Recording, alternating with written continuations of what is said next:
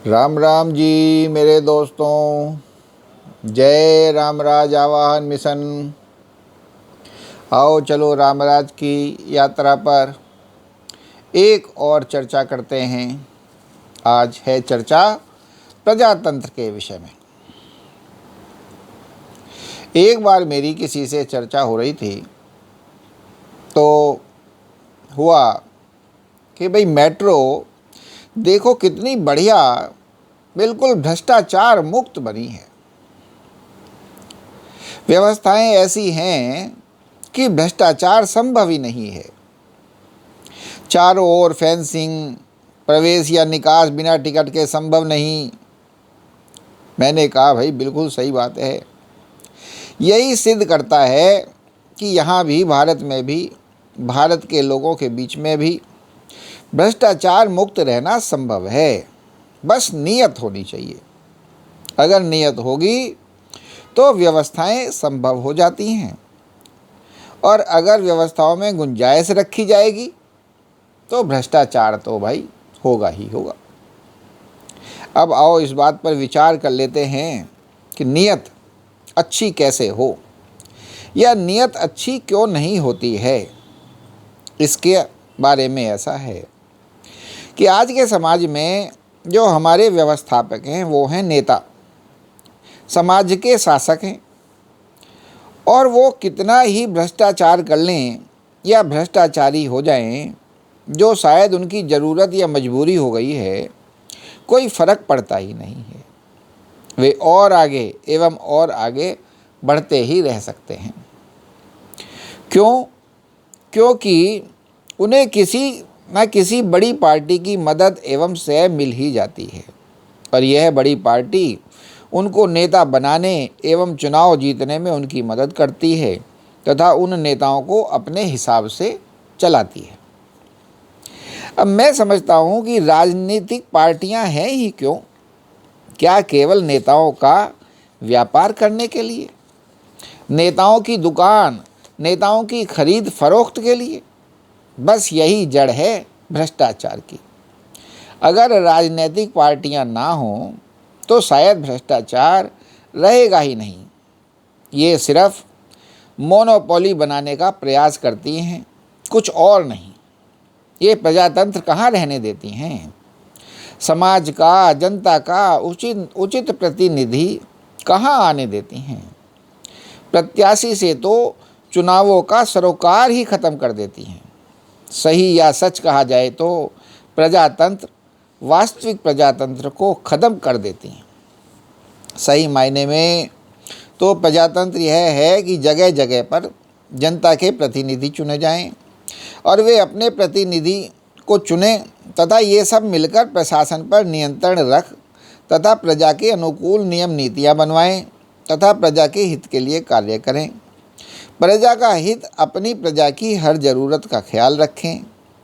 यहाँ पार्टी की क्या ज़रूरत आ जाती है? बस उस नेता पर अपना अधिकार जमाने के लिए। नेता पर किसी का अधिकार क्यों? वे स्वतंत्र क्यों ना हों? अब मैं साफ देखता हूँ कि राजनीतिक पार्टियों का होना ही भ्रष्टाचार की जड़ है। गीता में कहा है, कर्म कर, फल की इच्छा मत कर। यह तो भगवान की इच्छा पर छोड़ दो, तभी तो कर्म खुलकर एवं सत्कार्य हो पाएगा, वरना कर्म कल्पित भय से भरपूर हो जाएगा। यहाँ तो पार्टी फल पहले तय करती है, अर्थात इस आदमी को प्रधानमंत्री बनाना है, इस आदमी को राष्ट्रपति बनाना है, इस आदमी को एमपी बनाना है। और इन पार्टियों ने अपने को इतना ताकतवर बना लिया है कि व्यक्ति को देखने की ज़रूरत ही नहीं कि वह व्यक्ति कैसा है, कुछ नहीं। पार्टी अगर साथ दे देती है तो कोई भी जीत सकता है। ऐसा नावाजिब, नाजायज़ प्रभाव का अस्तित्व ही क्यों? क्या ज़रूरत है? इससे क्या फ़ायदा है? कुछ भी नहीं। यह सिर्फ भ्रष्टाचार को जन्म, भ्रष्टाचार को बढ़ावा, अपनी ताकत एवं प्रभाव का व्यापार, उसका दुरुपयोग ही करती हैं और कुछ नहीं। अगर राजनीतिक पार्टियां ना हों तो बस सब सही हो जाएगा। नेता स्वतंत्र हो जाएंगे, प्रजातंत्र आज़ाद होएगा, हो जाएगा, कोई किसी का गुलाम नहीं रहेगा।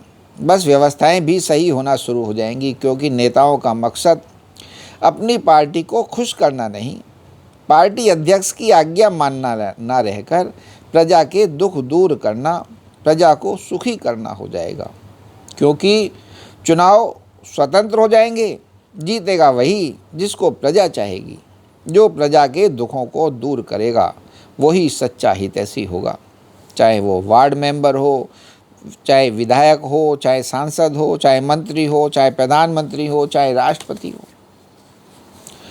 तो जो अपने को जिस पद के काबिल समझता है चुनाव में खड़ा हो। चुनावी प्रचार प्रसार के लिए बात रही खर्च की, अगर प्रत्याशी अच्छा समाज सुधारक है तो स्वयं ही चुन लिया जाएगा, और अगर पैसे के बल पर जीतना ही चाहता है तो खुद धन खर्च कर लेगा। फिर धनी होना चाहिए, मदद की क्या ज़रूरत है। अगर अच्छा इंसान है तो मदद मिल ही जाएगी। जो भी लोग लड़ेंगे तो एक ही जीतेगा।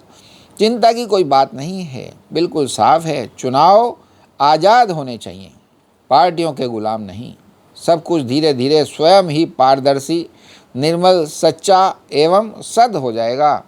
बस राम राज्य ही रह जाएगा, और बाकी सब स्वयं ही ओझल हो जाएगा। तो ये है चुनावों की स्वतंत्रता, नेताओं की स्वतंत्रता। तो लगता तो ऐसे ही है, और बाकी जब हम व्यवहारिक तरीके से, प्रैक्टिकल तरीके से उतरते हैं तो बहुत सी परिस्थितियाँ, बहुत सी स्थितियाँ सामने आती हैं। मगर बस जो भी निर्णय हों, जो भी व्यवस्थाएं हों, बस ऐसी ही होनी चाहिए राम राज की दृष्टि से, जिनसे रामराज बन सके। अब जहाँ स्वतंत्रता ही नहीं होगी, जहाँ प्रजातंत्र स्वतंत्र ही नहीं होगा, गुलाम होगा, तो वहाँ कैसे इंसान आज़ादी का सुख ले सकेगा?